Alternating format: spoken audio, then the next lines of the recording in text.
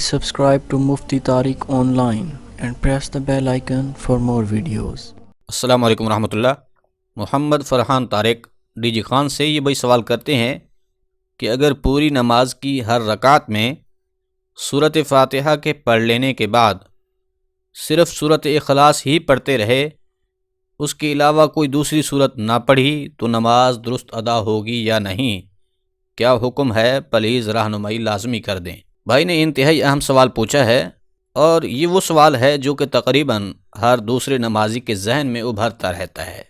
سوال یہ ہے کہ اگر نماز کی ہر رکعت میں سورۃ فاتحہ پڑھنے کے بعد ایک ہی سورت تلاوت کرتے رہے، یعنی کہ ہر رکعت میں سورۃ قل ھو اللہ احد پڑھتے رہے، یا اسی طرح انا اعطیناک الکوثر پڑھتے رہے، یا پھر ان کے علاوہ کوئی اور ایک ہی سورت پڑھتے رہے۔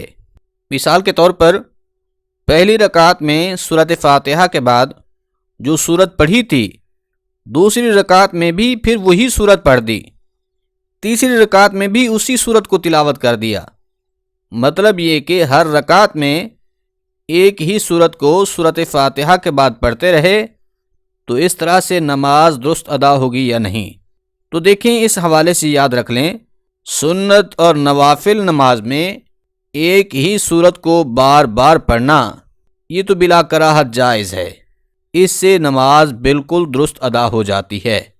مگر البتہ جو فرض نماز ہے، اسی طرح جو واجب نماز ہے، اس میں ایک ہی سورت کا تکرار جو ہے یہ مکروہ تنزیہ ہے، اور پھر یہ مکروہ تنزیہ بھی اسی کے لیے ہے کہ جسے کوئی دوسری صورتیں بھی یاد ہوں اور وہ جان بوجھ کر ایسا کرے، یعنی کہ فرض اور واجب نماز کی ہر رکعت میں سورۃ فاتحہ کے بعد ایک ہی سورت کو بار بار جان بوجھ کر پڑھتا رہے، تو اس کے لیے مکروہ تنزیہ ہے۔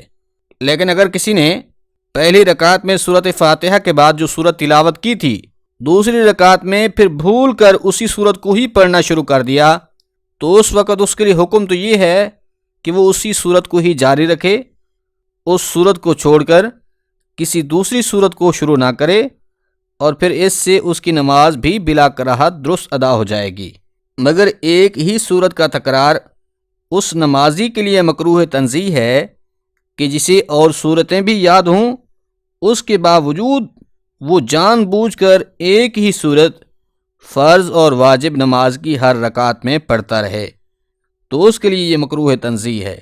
یعنی مکروہ تنزیہ سے مراد یہ ہے کہ نماز تو ہو جاتی ہے، مگر افضل اور اولیٰ طریقہ یہ ہے کہ ہر رکعت میں الگ الگ سورت کو تلاوت کرے۔ امید ہے بات سمجھ آ گئی ہوگی۔